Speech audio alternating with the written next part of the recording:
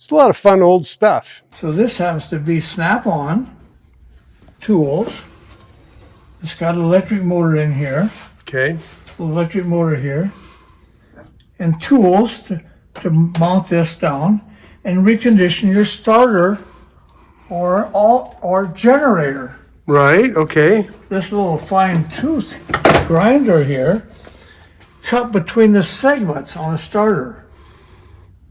Really? Sometimes the segments, after a while, it made the segment would kind of grow into the next one and the next one, and you lose your magnetism Oh, between the two, and the starter wouldn't work anymore because there was 2 or 3 of these melded together. okay. So this little tool here would grind down the slots here, Uh-huh. take sandpaper and level it all off and recondition your starter or your generator.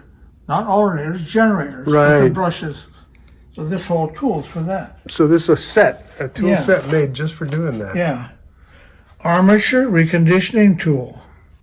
Yeah. Fix anything. That is really something. Then, That's great.